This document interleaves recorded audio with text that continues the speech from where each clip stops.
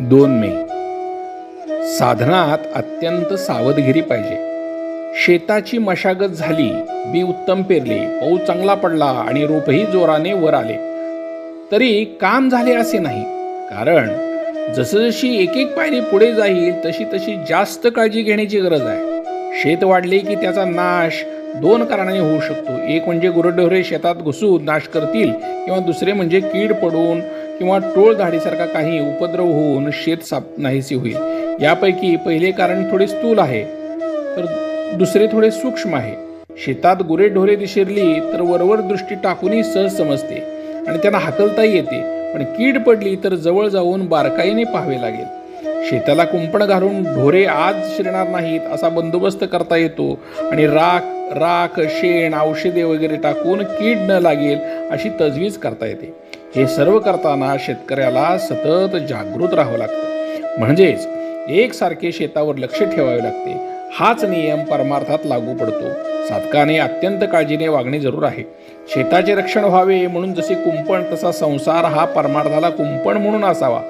कुंपणाला जर खतपाणी मिळाले तर कुंपणच शेत खाऊन टाकते. तसे न होईल इतक्या बेताने संसाराला खतपाणी घालावे.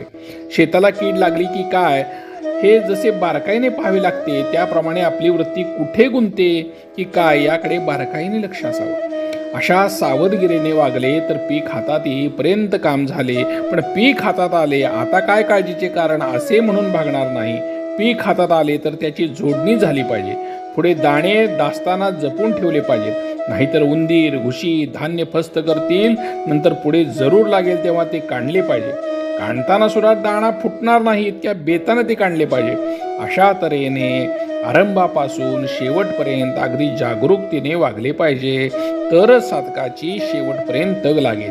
नाहीतर मध्येच निष्काळजीपणामुळे आणि सर्व काही हाती आले अशा भ्रमाने वागले तर प्रगती थांबेल. अशी उदाहरणे फार आढळतात. म्हणून अतिशय सावधगिरीने वागावे. जो साधक प्रपंचामध्ये असेल त्याला प्रपंची लोकांची संगती राहावी लागणार, पण त्याने फार सांभाळून राहावं. आपली वृत्ती केव्हा बदलेल याचा नेम नाही. खरोखर परमार्थी कठीण शिकार आहे. शिकार अशी मारली पाहिजे की आपल्या मीपणाला मारून आपण जिवंत राहिलं पाहिजे आणि आपल्याला नको तेवढेच गळून पडले पाहिजे. सावधानता ठेवून नाम घ्यावं, नामाची सतत धार धरावी, म्हणजे ते कृतीपर्यंत पोचते. श्रीराम जय राम.